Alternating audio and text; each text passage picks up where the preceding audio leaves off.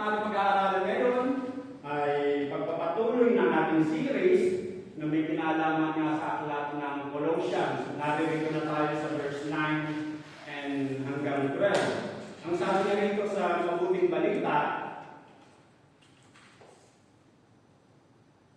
kaya mula nang marinig namin ito, patuloy namin dinadalangin sa Diyos na naway puspusin niya kayo ng alamang kaloob ng Espiritu upang lubusan ninyong maunawaan ang kanyang kalooban.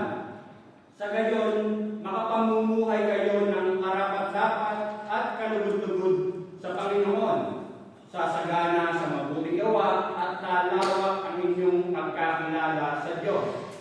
Idinadalangin din namin kayo'y patatagin niya sa tulong ng kanyang dakilang kapangyarihan upang masaya ninyong mapagtiisan ang lahat ng bagay at magpasalamat kayo sa Ama, sapagkat minarapat niyang ibilang kayo sa mahihirang na magmamana ng kaharian ng kaliwanagan.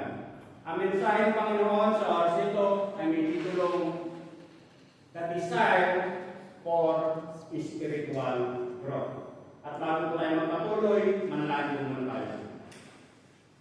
Purihin ka, O Diyos, sambahin kama sa Espiritu at katotohanan. Salamat po, O Diyos, na tunay nga na naririto kami. Patuloy mo na kami, Panginoon, binibigyan ng pribilegyo na makapag-aral at maintindihan namin, maunawaan namin, Panginoon, ang katotohanan mula sa iyong mga salita. Buhay ka, O Diyos, katulad ng iyong mga salitang buhay, Panginoon. Buhay ka, Panginoon, sa aming mga buhay, Panginoon. Kaya sa oras ito, minsan pa, patuloy namin kinikilala ang iyong madakilaan. Tunay nga, Ama, na wala ng ibang Diyos maliban sa iyo. Ikaw po ang Diyos ng mga Diyos, ang Panginoon ng mga Panginoon. Ikaw ang Diyos na nagpakilala kay Abraham, Isaac, at Jacob, at naging sa amin ay patuloy na nagpapakilala. Ikaw ang makapangyarihan sa lahat, Panginoon. At minsan pa, Ama, sa lahat ng mga pagpapakilala nito, napakarami ng katangian ng aming panghahawakan upang patuloy kami naging matatag sa aming paglakad bilang isang mananampalataya. Salamat sapagkat tunay nga sa dami ng tao sa mundo ito, pinagkalooban ng kami, Panginoon, na maintindihan namin kung ano ang tunay na kahulugan ng buhay, Panginoon. Salamat po, Diyos, sapagkat tunay nga na napakabuti mo. Pinagkalooban kami, Panginoon, ng kaligtasan, kasiguraduhan ng kaligtasan. Pinagkalooban kami, Panginoon, ng iyong Santong Espiritu, bilang tanda at tatak na kami sa iyo, Panginoon. Salamat po sa lahat ng ito.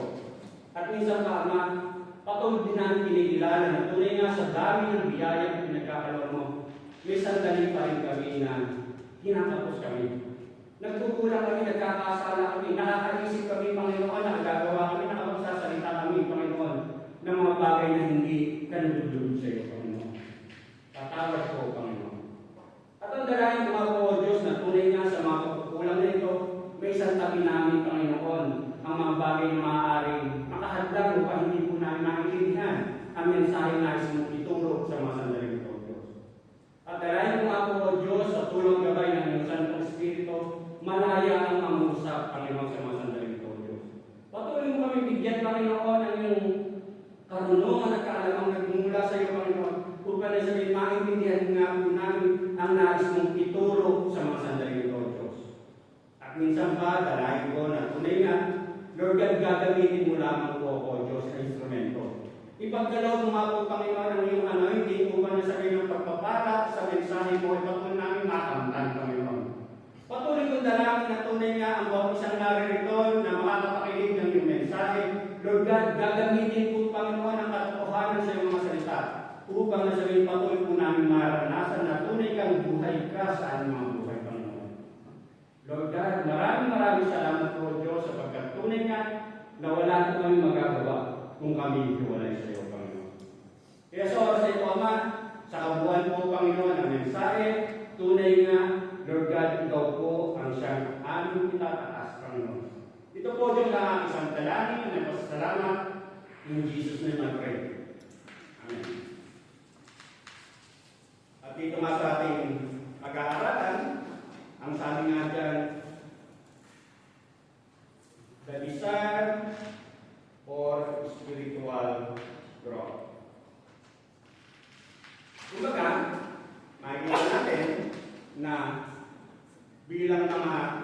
magulang, alas karamihan naman sa atin dito, mga magulang na tayo mga magulang, nung tayo magkaroon ng anak, kumbaga lalo na nung una tayo maging magulang, una tayo magkaroon ng anak, talagang iniipon natin, kinokolekta natin yung mga bagay na magpapaalala sa ating mga anak.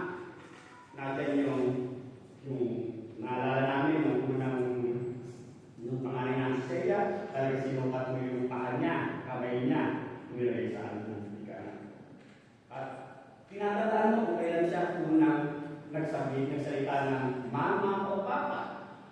Magkakagawa pa kami kung sino yung unang nagsalita, kung mama o si papa. At tinatandaan mo kung kailan siya unang naglakad.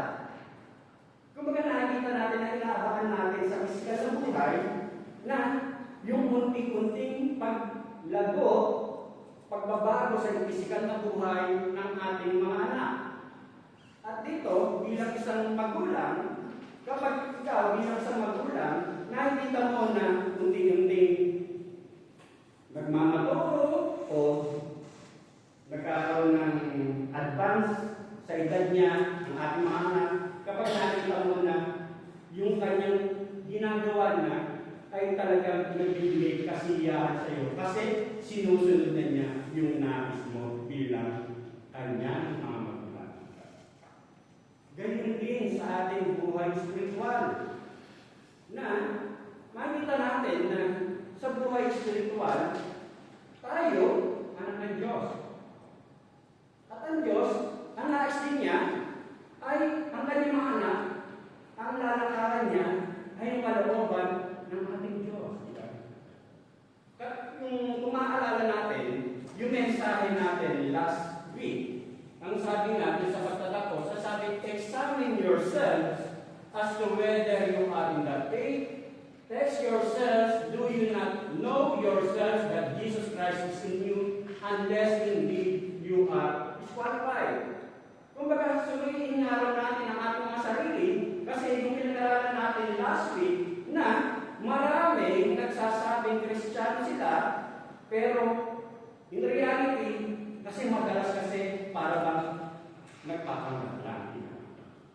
Kaya suriin natin raw ang ating mga sarili. Pero naintindihan din natin na sa buhay natin, na habang narito tayo sa mundo ito, na hindi talaga natin lubusang mapeperfecto ang ating paglakad. Kasi narito tayo sa laman. Pero bilang isang mananampalataya, isang realidad na sa ating paglakad, sa ating buhay, pananampalataya, kinakailangan talaga na may makitang paglago sa ating buhay pananampalataya. Kumbaga, makikita natin na sa buhay pananampalataya, dapat meron siyang paglago. Ngayon, yung paglago sa buhay pananampalataya, kuminsan, mahirap makita. Mahirap makita. Hindi mo masasabi na lagi kang narinig sa church, ay malago ka na sa iyong buhay pananampalataya. Hindi mo makikita na malago ka na sa buhay pananampalataya na lagi kang involved sa mga gawain. Maaaring pwedeng bahagi yun. Pero minsan aktibo ka, pero hindi ka pa pala ganun ka lago sa iyong buhay pananampalataya. At dito, ang pinangunawa sa atin na, oo, bahagi yun na aaten ka, ini-involve mo yung sarili, pero ano nga ba ang kabuuan? Para masasabi mong lumalago ka sa iyong buhay pananampalataya. Ang sabi nga dito, kumbaga, the heart of spiritual growth is learning how God wants us to live so that as His children we can please Him by living that way. Ang pinakapuso ng paglagong spiritual ay yung matutunan raw natin kung paano tayo makakapamuhay na bilang anak ng Diyos, ang talagang ninanais natin ay magawa natin ang kalooban ng Diyos. Katulad din ba? O may mga struggle tayo. Mahirap maganda rin kasi may mga problema tayo. Pero anong kalooban ng Diyos? Maganda rin.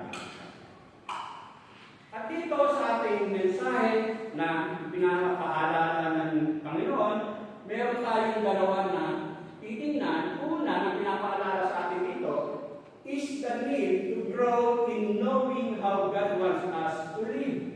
Yung makita natin yung pangangailangan na tayo lumago na malaman natin ang nais ng Diyos kung paano tayo mamumuhay.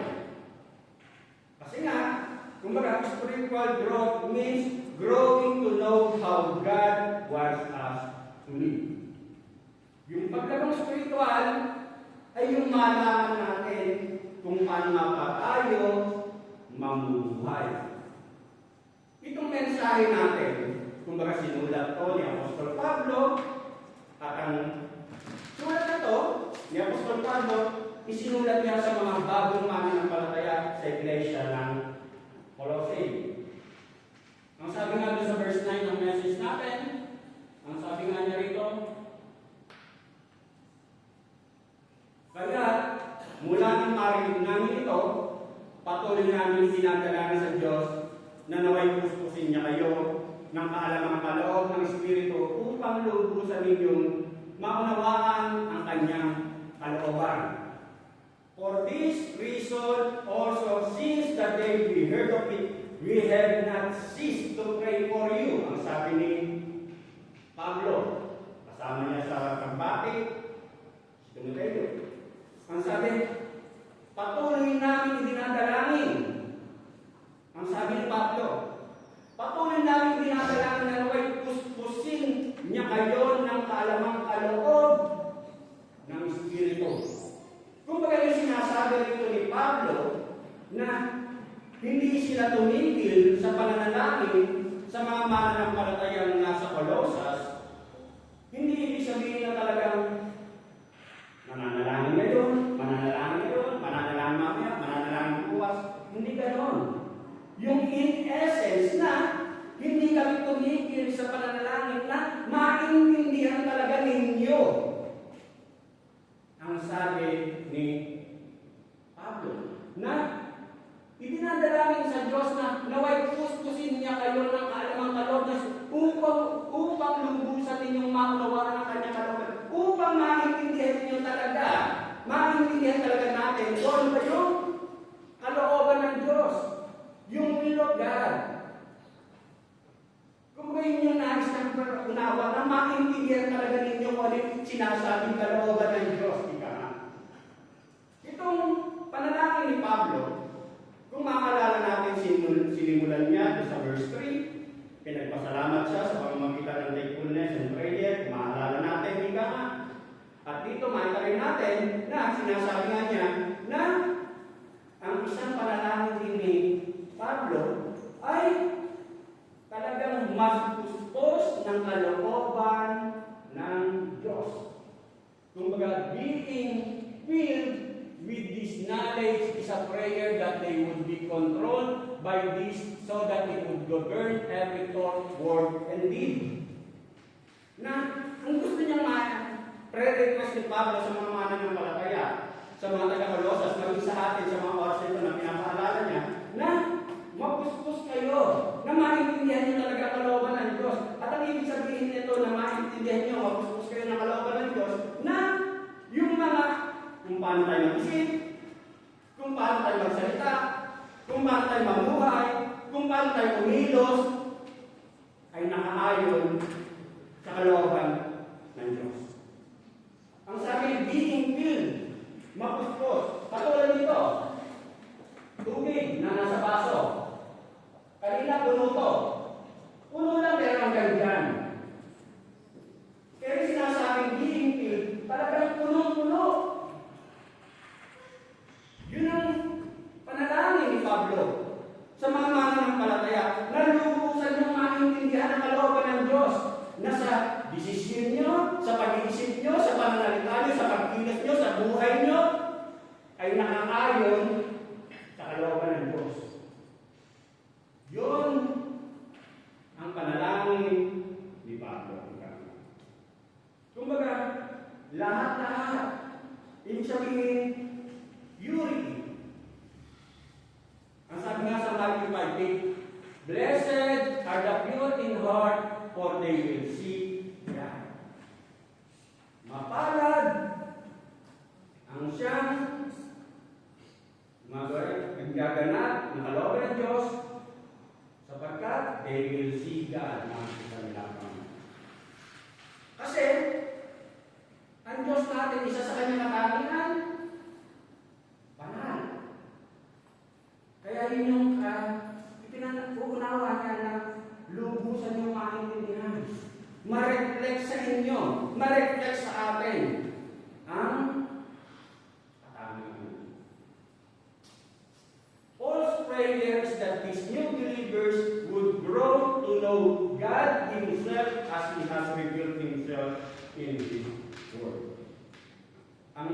Pablo, panalangin Pablo, na naway higit niyong makilala ang Panginoon. Higit niyong makilala ang Diyos sa pamamagitan ng kanyang mga salita. Kung maalala natin last week, kumbaga, sinasabi na ang isang naging problema sa iglesia ng Colossae ay may nakapasok ng maling aral. Na parang sinasabi nila na hindi si Jesus, hindi si Panginoong si Kristo ang kapuspusan ng ating pananampalataya. Yun yung gusto nilang ipasok. Pero dito, ang pinapaunawa ni Pablo, si Jesus Christ ang kapuspusan ng ating pananampalataya. Katulad halimbawa, yung project ni Davide, project ni Bridget, doon sa school. Yung project nila na gagawa sila ng video about sa Gaza. Kung paano magkakaroon ng patse sa Gaza. Ngayon, yung ginagawa kong video kay Davide, pinalagyan ko na talaga hindi matatapos, hindi magkakaroon ng patse dyan. Kasi malalim ang storya ng Gaza. Inilagay ko na dapat nakilala nila si Jesus Christ, kumbaga mga Israelita man o mga Palestinian man, para magkaroon ng tunay na patse sa lugar ng Gaza. Ang ginawa ng teacher, tinatanggal. Kasi parang gusto nilang ipasok na ang lahat ng sisi ay dahil sa Israel. Kumbaga dito makita natin na pero yun ang katotohanan. Hindi talaga magkakaroon ng lubusang kapayapaan sa Gaza kung hindi si Jesus Christ ang talagang makakilala ng kanilang panig Israelita man, kasi mga Judaism o mga Palestinian.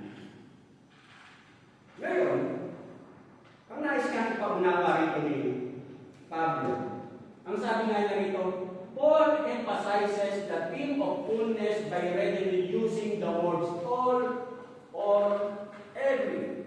Ang sabi rin sa 9 to 12 in English, and so from the day we heard, we have not ceased to pray for you, asking that you may be filled with the knowledge of His will in all spiritual wisdom and understanding, so as to walk in a manner worthy of the Lord, fully pleasing to Him, bearing fruit in every good work and increasing in the knowledge of God, being strengthened with all power according to His glorious might, for all endurance and patience with joy, giving thanks to the Father who has qualified you to share in the inheritance of the saints in light. Kumbaga, ang nais ni Pablo sa mga mananampalataya, lubusan ninyong makalawaan ang kalooban ng Diyos. Paul wants to know that every spiritual need that we have is to be found fully in Christ. Matatagpuan natin ang kasagutan sa lahat sa pamamagitan kay Jesus Christ. Yun yung nais ipaunawa ni Pablo sa mga mananampalataya. Kaya nga sinasabi na, alam naman natin na the basic foundation of truth is Jesus Christ because Jesus Christ is the truth. Kumbaga, ang nais ipaunawa sa atin na tunay nga in all wisdom and understanding, maunawa natin na yung mga kung paano tayo mag-isip, manalita, mag-desisyon, kumilos, pag-ugaling manners, nakaayon sa kalooban. Ang sabi niya rito, na it requires spiritual wisdom para na sabihin, mas maintindihan natin kung paano natin lalaman kalooban ng Diyos kung paano tayo makakapamuhay. Spiritual is empathic by position and applies both to wisdom and understanding. Spiritual wisdom and understanding comes from God's Spirit. Yun ang katotohanan. Na maintindihan natin talaga ang kalahatan niya kasi ang Santong Espiritu ang siyang magpapaunawa sa atin. Wisdom, kung maintindihan natin na sa Old Testament pa lang, ipinawa sa atin na magkakaroon tayo ng wisdom, karunungan, kung the fear of the Lord is the beginning of wisdom and knowledge of the whole world is understanding. The main idea behind the Hebrew concept of wisdom is skill. Kaya na magkakaroon ng karunungan ay kung paano mo gawin. Kung paano mo gawin. Spiritual wisdom requires learning about God and how He wants us to live so that our lives will not be ruined by sin. Kung magkakaroon tayo ng karunungan, kung paano ka makakapamuhay, kung paano itong mga karunungan na nalalaman mo, natututunan mo, napag-aaralan mo, napapakinggan mo, ay paano mo i-apply sa pamumuhay mo.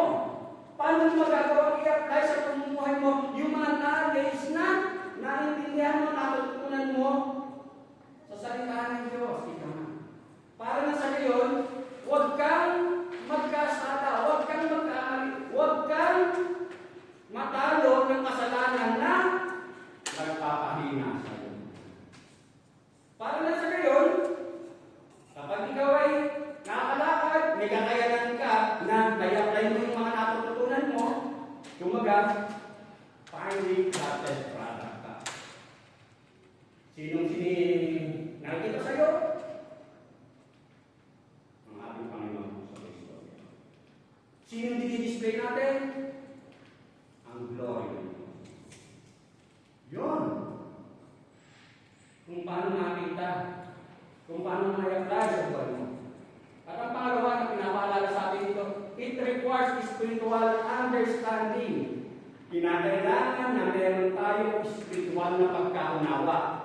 Na, itong mensahe ito, ngayon magkakaroon ka ng spiritual na pagkaunawa kung paano mo ito i-apply sa buhay mo. Wisdom and understanding are somewhat synonymous, but kumbaga halos para magkaparehas yung wisdom and understanding na kapag nag-pray tayo, pagkalawan tayo ng wisdom and understanding from God para mas maintindihan natin ang kanyang mga salita. Pag sinabi mong wisdom, wisdom refers to knowing how God's word commands us to live. Tinuturo sa atin ng Diyos kung paano ka mamumuhay. Whereas, understanding refers to insight, perception, or the ability to discern between things. Kung ano ko i-apply? Paano ko isa sa pamuhay? Sa mga desisyon ko, sa mga pag-isip ko, sa mga ginagawa ko, yung kakayanan ko na mag-desisyon sa bawat bagay. Yun ang understanding, pagkaunawa, spiritual na pagkaunawa. At ang sabi nga niya rito, understanding enables us to put the pieces of wisdom together in specific situations. Kung baga sa mga sitwasyon, paano mo magbubulay-bulay na yung mga natutunan mo ay paano mo gagamitin sa pang-araw-araw ng pamumuhay. Katulad halimbawa, yung mensahe ni Pablo kay Timothy sa 2 Timothy 2:1-7. You then, my child, be strengthened by the grace that is in Christ Jesus, and what you have heard from me in the presence of many witnesses, and trust to faithful men who will be able to teach others also. Share in suffering as a good soldier of Christ Jesus. No soldier gets entangled in civilian pursuit, since his aim is to please the one who enlisted him. An athlete is not crowned unless he competes according to the rules. It is the hard-working farmer who hopes to have the first share of the crops. Think over what I say, for the Lord will give you understanding in everything. Dito sa sulat ni Pablo kay Timoteo, meron siya mga ipinakitang halimbawa. Nandiyan yung soldier, nandiyan yung athlete, nandiyan yung farmer. Kung bakit binigay niya mga halimbawa yan, Sa verse 7, sabi, think over what I said, for the Lord will give you understanding in everything. Pagbulay-bulay mo. Kung anong mga katangian meron, ang soldier, ang athlete, ang farmer, at ang Diyos na siya magpapakinawa. Ngayon, kung paano siya yakla sa ulo. Ang soldier, lagi nilari pati. Ang athlete, kahit makilaya niyan, tatakbusin niya kanyang takbuhin. Ang farmer, kahit sa kalagitnaan ng init, putikan, magtitiis kung kailan siya aan. Ngayon, paano yakla yun? Kumbaga, sinasabi nga na, para bang pagkakalawakan ka ng pagbulay-bulayan mo yung mga bagay na ito, kung ano yung pinimensahe ng Diyos sa'yo, para bang binigyan ka ng sense o common sense na tinatawag hanggang sa i-realize ng Diyos sa'yo yung spiritual understanding na gusto niyang ituro sa'yo. Kumbaga, yun yung nais, ipaunawa ng nawa, inubusan yung maintindihan ang kalawagan ng Diyos. Ang sabi nga niya dito, spiritual understanding is the ability that God gives to be able to bring together the principles of His Word so that we can stand against the ungodly trends of our times. Kumbaga, yung pagkaunawang spiritual na pinapaalala sa atin ay may kakayanan o abilidad na ibinibigay ng Diyos para na sabihin mapagsama-sama natin yung mga prinsipyo na natutunan natin mula sa salita ng Diyos ay magamit natin sa mga nangyayaring pabago-bago sa mundong ating ginagawa. Kumbaga, kung paano mo i-apply sa buhay mo. How do you become filled or controlled by the knowledge of God's will in all spiritual wisdom and understanding? Paano mo magagamit? Paano ka makakontrol? Ikaw, na lumalakad sa buhay pananampalataya, na yung mga natututunan mo, paano ka makakontrol niyan? Na kung paano ka mag-isip, kung paano ka magsalita, kung paano ka mag-desisyon, kung paano ka kumilos, paano mo magagawa? Yung spiritual understanding. Paano mo uunahin natin? Ang sabi nga niya rito, prayerfully to read and meditate on the Word of God. Sa pamamagitan ng pananalangin, sa pamamagitan ng pagbabasa, pag-meditate ng salita ng Panginoon. By reading the Bible over and over and thinking about what it says and asking God for understanding so I can see the danger na nangyayari sa paligid ko. Kumbaga, binabasa mo ang salita niya, paulit-ulit, hinihiling mo sa Panginoon Diyos na maituro sa akin. Naunawaan ko ano yung nais ituro ng Diyos sa pamamagitan ng mga talatang nababasa ko o napag-aaralan ko ito. God's Word exposes the dangerous winds of doctrine that are blowing in our times. Kumbaga, ang salita ng Diyos, ini-expose niya, inihayag niya, inilalantad niya yung mga pangalan na nangyayari sa paligid natin. Yung mga nangyayari sa paligid natin, inire-reveal niya. Katulad ng bawa. Yan. Yan ang sineselebrate ngayon. Dito, sa Pilipinas, yung Pride Month na tinatawag. Nagbabago. Pero malinaw ang tinuturo na salita ng Diyos. Kumbaga, therefore shall a man leave his father and his mother, and shall cleave unto his wife, and they shall be one flesh. Kumbaga, nagbabago ang mundo. Nagbabago. Tinatanggap nila. May mga batas na silang pinatutupad.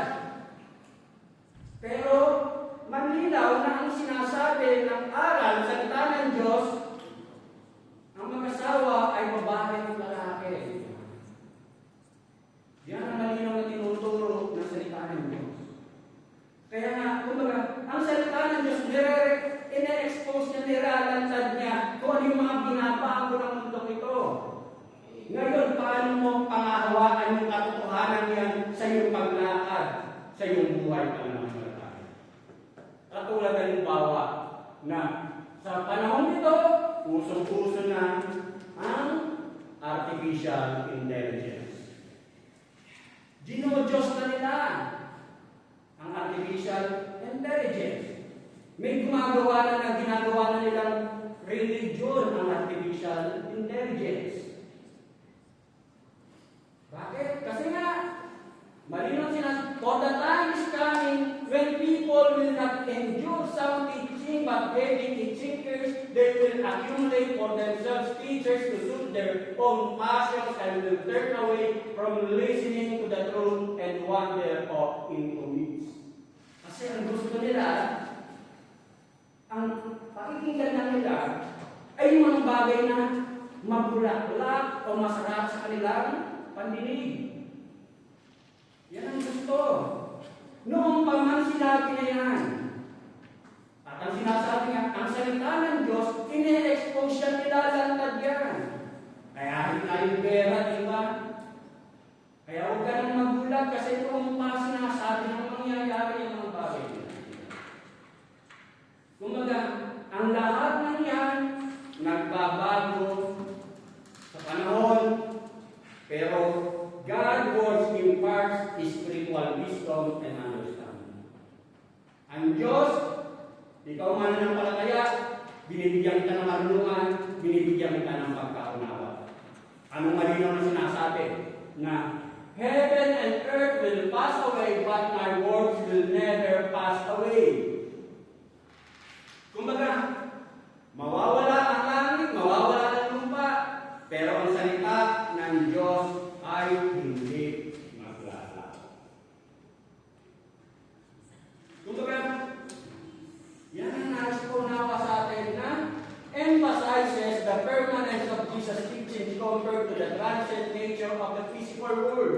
Magbago man ang lahat sa mundong ginagalawan na naririto tayo. Noong pa sinabi na yan, pero ang pinakang authority, eternal truth, it signifies that while the universe may change or cease to exist, the word of Christ called eternal truth and authority. Ang salita ng Diyos ang siyang dapat masunod. Kumbaga, yan ang pinaalala sa atin. Yung pangalawa na pinaalala sa atin by reading church history and Christian biographies. Kumbaga, nakakatulong na magkaroon tayo ng spiritual na pagkaunawa kapag yung nakakapakinig ka ng mga kwentong kung paano siya lumakad sa kanyang buhay pananampalataya, o paano naging matatag sa iglesia, o paano lumakad itong mga well-known preachers, halimbawa, si Martin Luther, si Charles Spurgeon, kumbaga mga storya nila. O kung hindi man, huwag na tayo tumayo. Kung may mga kilala kayong mga nagbibigay sa inyo ng encouragement, personal na tao, personal na kakilala nyo na alam nyo may mga pinagdadaanan din sa buhay, pero nag-aandara pa din, nagpapakatatag. Kumbaga nakakatulong na mas maintindihan natin ang ating paglalakad sa ating buhay spiritual. Kumbaga, ang pinapaalala nga sa atin, as we grow in the knowledge of how God wants us to live, the result is that we will walk worthily of the Lord, pleasing Him in every way. Habang natututo tayo, nagkakaroon tayo ng pagkaunawa, makakalakad tayo ng lakad, makalugod-lugod sa Diyos. Yung pangalawa na pinapaalala sa atin is the gift to walk seeking to please our Lord, our God in all things. The knowledge of God's will lead to a walk that is worthy of the Lord.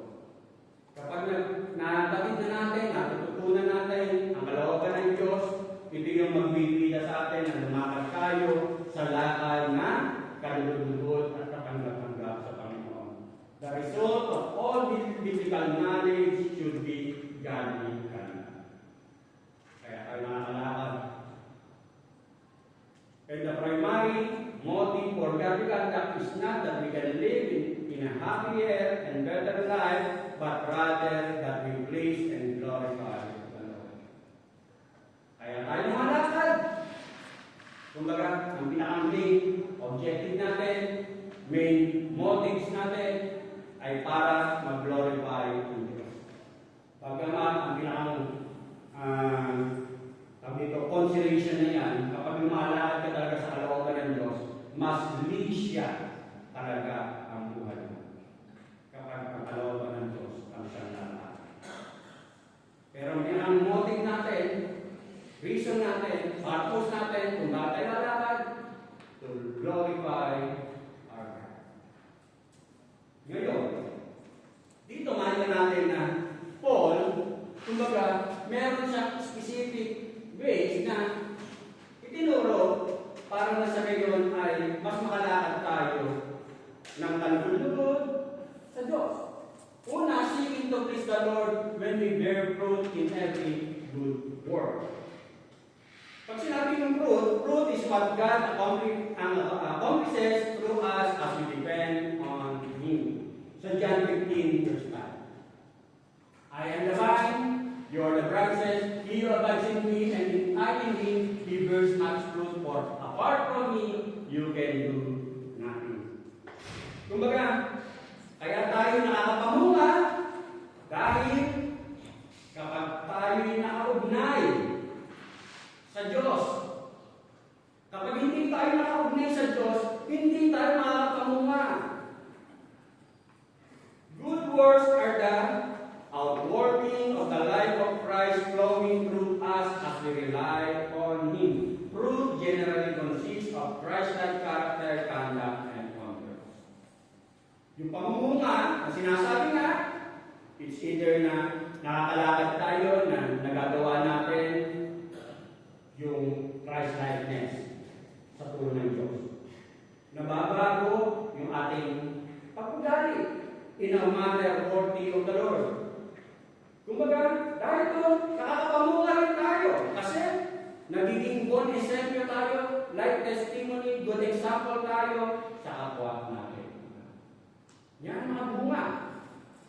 Pero, ang malinaw na sinasabi, sa pagkatao natin, but the fruit of the Spirit is love, joy, peace, long-suffering, gentleness, goodness, faith, meekness, temperance. Against such, there is no law. Kaya nga, sa ating paglakad, nagagawa natin umibig, nagagawa natin maging mahinahon, nagagawa natin magtiis, kumbaga, nagagawa natin magtimpi. Bakit? Mga bunga yan. Nasaan ang Spirit? Katulad halimbawa, sabi nga, sa Romans 15:26-28, for Macedonia and Achaia have been blessed to make some contribution for the poor among the saints at Jerusalem. They were pleased to do it, and indeed they owe it to them. For if the Gentiles had come to share in their spiritual blessings, they ought also to be of service to them in material blessings. When therefore I have completed this and have delivered to them what has been collected, I will leave for Spain by way of you. Kumbaga, itong mga kapatid na mananampalataya nasa iglesia mga hindi lamang nagawa nilang magbigay ng tulong sa mga kapatiran sa iglesia sa Jerusalem. Kahit hindi nila kasama sa church, pero kasama nila kapwa mananampalataya. Kasi alam nila na kailangan ng tulong na sa lahat ng Kung bakit mo nagagawa yun? Kasi mga bunga yun. Bunga yun na ang Diyos ang siyang nagkakaloob. We're saved by grace through faith apart from works, but genuine saving faith inevitably produces good works. Kumbaga, naligtas tayo sa biyaya. Pero, ang biyayang yan ay ay may bunga ng mabubuti. May resulta. Yung pangalawa na pinapaalala sa atin, seeking to please the Lord when we increase in the knowledge of God. Kumbaga, as a parent, nakakatuwa kapag isa ang magulang, kapag ang anak mo ay nagbibigay ba ng oras sa iyo para masigit ka niyang nakilala. Ganon din sa spiritual na buhay. Kapag tayong mga anak ng Diyos, naglalaan tayo ng oras para masigit natin makilala ang ating Ama, ang aming Panginoong Diyos. Kumbaga, mas nalulugod ang Diyos.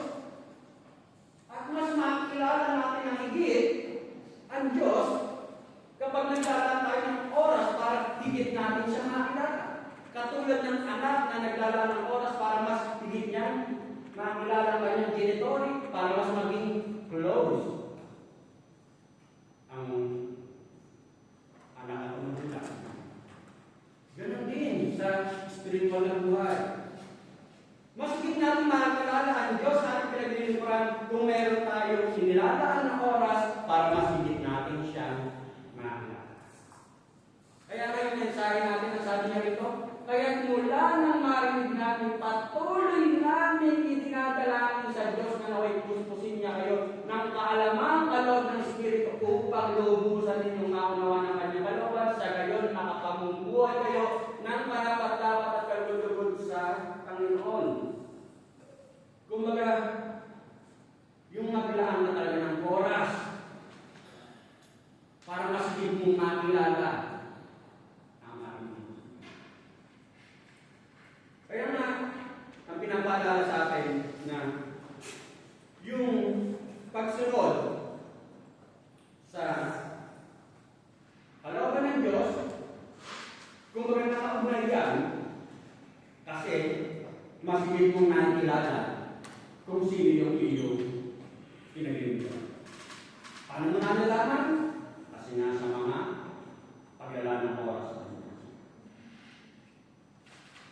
Sa John 14:21, whoever has my commands and keeps them is the one who loves me. The one who loves me will be loved by my Father, and I too will love them and show myself to them. Kaya nga mas higit natin nakilala ang Diyos kapag yung naglalaan tayo ng oras. At yung lagi ko rin sinasabi na mas mararanasan mong buhay ang Diyos kapag ina-apply mo ang mga salita niya sa buhay mo. Kasi yung mga natutunan mo, ina-apply mo, sinasapamuhay mo, kumbaga hindi lang basta knowledge. May pagkaunawa ka kung paano mo gamitin yun, mas nararanasan mong totoo ang Diyos na iyong pinaglilingkuran. Kaya ang sabi niya rito, and I too will love them and show myself to them. Mas higit ako magpapakilala sa Kanya. Na sa kabila ng mga paghihirap, pagtitiis, kumbaga, mas higit mo siyang bibigyan ng mas nakilala mo ako. Katulad halimbawa sa magkaibigan. Sa magkaibigan, siyempre, kapag may kaibigan ka na tinatawang close friend na tinatawag, mas higit mong sinasabi, ino-open lahat ang mga emotions mo, sakit mo, saya mo, lungkot mo. Sinasabi mo lahat sa malapit mong kaibigan o kung sino mang malapit sa iyo. Kumbaga, mas nakukomfort ka niya. Mas hindi kayo nagiging magkakilala. Ganon din sa buhay spiritual. Na kapag mas inilalapit mo sa sarili mo sa Panginoon, mas sinasabi mo sa Kanya yung mga hinaing mo, mga kasiyahan mo, kagalaan mo, kalungkutan mo, disappointment mo. Kumbaga, mas higit kayong magiging malapit sa isa't isa. Kumbaga, yan ang siyang binuunawa sa atin. At ang isa pang pinapaalala sa atin dito, seeking to please the Lord when we are strengthened with His power to be steadfast and patient. Doon sa verse 11, ang prayer request ni Pablo sa mga mananampalataya. Idinadalangin din namin kayo patatagin niya sa tulong ng kanyang dakilang kapangyarihan upang masaya ninyong mapagtiisan ang lahat ng bagay. Ang mga kapatid, yung testimony nyo, prayer request ni Pablo, idinadalangin din namin kayo'y patatagin niya sa tulong ng kanyang dakilang kapangyarihan upang masaya ninyong mapagtiisan ang lahat ng bagay. Strengthen. Kasi nga realidad ng buhay. Magtiis. Patatagin. Strengthen is a present participle indicating our need for a continual infusion of God's power. Patatagin sa tulong ng kanyang dakilang kapangyarihan upang masaya pa rin natin mapagtiisan ang mga nangyayaring ito ngayon sa mga oras na ito. Kung sabi, lahat, all power points to the fact that it is unlimited. Lahat ng bagay unlimited. Kumbaga, makikita nga natin na yung tulong magmumula sa Diyos. Maalala natin yung share dun sa prayer meeting na, kumbaga, sabi nga, kung minsan sa oras na parang tayo'y nadadam, pakiramdam natin ang layo ng Diyos. Parang hindi mo maramdaman ang presence ng Diyos. Pero in reality, ang Diyos, omnipresent. Always present. Lagi siya nadyan. Kahit parang problemado pa. Ang realidad ay natataglay ka. Ikaw ang lumalayo. Kaya ang pakiramdam mo, malayo ang Diyos. Na naigang kaaway, na ikaw ay ang hinahanap. Kasi yung realidad na ang Diyos ay always present, omnipresent, hindi yun magbabago kasi yun ang katangian ng Diyos. Tayo, anong sitwasyon natin? Mag-aandaya ba? Di ba tayo? Titigil tayo, lalayo tayo. Kaya ang prayer request ni Pablo, kayo'y patatagin niya sa tulong ng kanyang dakilang kapangyarihan. Ngayon, kumbaga, ang sabi nga, mas higit na mapapahayag ang kadakilaan ng Diyos kapag yung nagiging matatag tayo sa mga sitwasyon na ating nararanasan. At dito, kumbaga, ang sabi nga, whenever anyone encountered God's glory, he fell to his face in awe and reverence. Yun yung mga panahon sa Old Testament. Kapag sinabi ng presensya ng Diyos, talagang natatakot. Kung maaalala mo sa panahon ni Moises, kumbaga, talagang natatakot sila humarap sa Panginoon. Kumbaga dito sinasabi nga na sa atin, ang paalala sa atin na ang ating Panginoon Kristo, kumbaga nagpakilala na sa atin. Nagpakilala sa New Testament. Kaya sabi nga sa John 1:14, and the Word became flesh and dwelt among us, and we beheld His glory, the glory as of the only begotten of the Father, full of grace and truth. Kaya, kumbaga, sa oras na para bang hirapan ka, nabibigatan ka, nagpakilala na ang Diyos.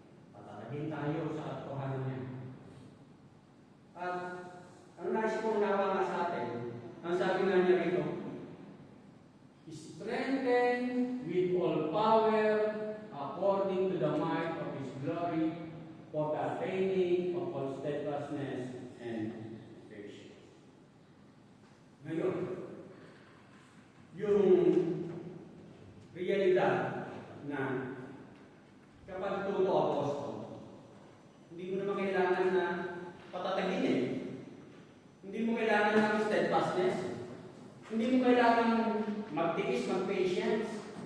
Kasi totoo aposto eh. Di ba? Aposto eh. Bakit ka magtitiis eh? Totoo aposto, totoo blessing na natanggap mo eh. Kailangan mo magpakatatag kapag yung mga plano mo sa buhay ay hindi nangyayari. Kapag puro dami sa buhay nangyayari sa iyo. Yun, kailangan mo magpakatatag. Kailangan mo magtiis kapag may mga kapatid dyan na ang tagal-tagal na. Tiis pa rin naman tiis. O mga sitwasyon na hindi magbago-bago. Kailangan mo magtiis. Pero sinasabi niya na kapag totoo ako, hindi natin kailangan humingi na tayo patatagin, na tayo magtiis, kasi totoo ako sa lahat eh. Pero kailangan natin maging matatag kapag yung hindi tutuloy na yung sitwasyon. Kailangan natin magtiis kapag hindi totoo ako nangyayari sa buhay pananampalataya natin. Kaya yun yung pananalig ni Pablo na kayo'y patatagin niya sa tulong ng kanyang dakilang kapangyarihan upang masaya ninyong mapagtiisan ang lahat ng bagay. Na kahit ganyan ang sitwasyon, may kagalaan ka pa rin kapatid na mapagtiisan ang lahat ng bagay kasi may pangako pa rin ang Diyos na in all things work together for those who are called according to His Son. Kumbaga, maging si Pablo, kung maaalala nga natin, ang sabi nga niya rito, sa 2 Corinthians 12:7-10, so to keep me from being too elated by the surpassing greatness of the revelation, a thorn was given me in the flesh, a messenger of Satan to harass me, to keep me from being too elated. 3 times I pleaded with Lord about this, that it should leave me. Ito nga yung prayer request niya na 3 times siyang hiniling, natanggalin na yung nagpapahirap sa kanya, si Apostol Pablo. Pero anong tugon? But he said to me, ang sagot ng Panginoon, sapat na biyaya ako sa iyo, my grace is sufficient for you, for my power is made perfect in weakness. Therefore, I will boast all the more gladly of my weakness, so that the power of Christ may rest upon me. For the sake of Christ, then I am content with weaknesses and so hardship, persecutions, and calamities. For when I am weak, then I am strong. Kapag ako'y mahina, lalo ako lumalas. Bakit? Kasi ang Diyos ang kasama ko. Yun ang sabi ni Pablo. Kung pinapaalala sa atin na we please the Lord when we experience His sufficiency in our weakness and His grace to sustain us sa gitna ng mga pagsubok na nararanasan natin. Yung pang-apat na pinapaalala sa atin, seeking to please the Lord when we joyously give thanks to Him for His great salvation. Ang sabi na, joyously giving thanks to the Father who has qualified us to share in the inheritance of the saints in God.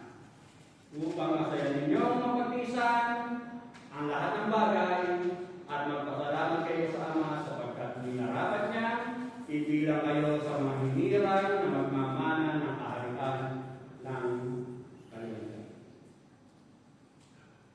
Ang pinaalala sa atin na kung tayo'y dumadaan sa oras ng trials, pagsubok, we please God kung hindi tayo reklamo. But rather are filled with joyous thanksgiving to Him. Na nagagawa pa rin natin magpasalamat sa Diyos. Sa kabila ng mga pangyayari, hindi apostol. Nagagawa mo pa rin magpasalamat. Nagagalakan.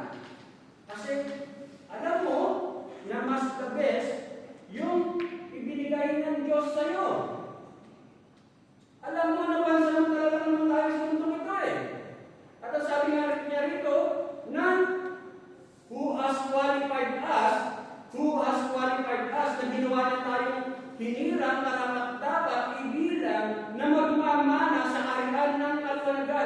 has qualified us to share in the inheritance of the saints in light. Hindi naman tayo karapat-dapat dun eh. Kasi, anong worth natin?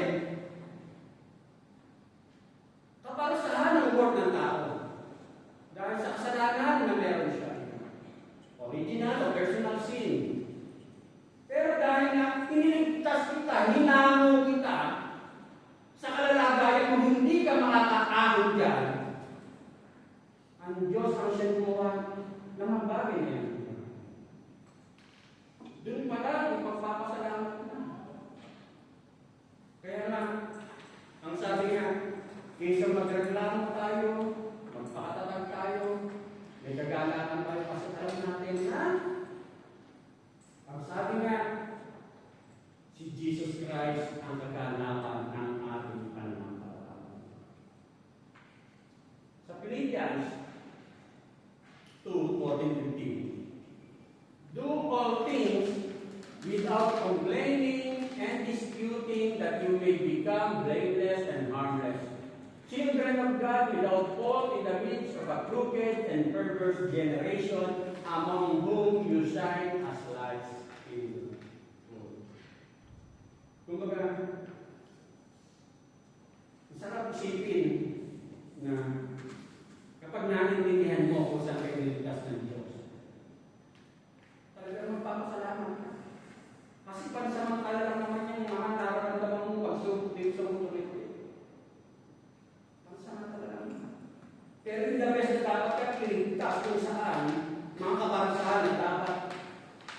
Kumbaga, ang sabi niya, hindi natin alam kung ano yung sinasabi niya rito na giving thanks to the Father who has qualified us to share in the inheritance. Hindi malinaw kung anong klase ng mamanahin natin. Anong klase ng mamanahin natin. Pero yung realidad pala lang na pag nakasama mo ng ating Panginoon sa Kristo, na totoo pala yung pananampalataya ko na nilakaran ko, yung sinasabi nga na paano mo masasabi niya pananampalataya mo ay totoo? Sa akin, kumbaga, mas okay yung lumakad ako sa pananampalataya kasi kung mamatay man ako, totoo yung pananampalataya ko. Kumbaga, walang masasayang yun sa aking buhay na isinapabuhay kasi yung pinanampalatayaan ko ay totoo. Eh sa'yo, kung hindi ka nanampalataya at totoo yung sinasabing pag namatay ka sa impyerno ako. Kumbaga, wala ka nang magagawa. Doon pala magpapasalamat ka na eh. Na makakasama mo ang Panginoon sa Kristo, na hindi ka mapupunta sa apoy ng impyerno, pagpapasalamat na. What more, kung may sinasabing inheritance na bibigyan tayo ng talagang paliwanagan pag naroon sa atin.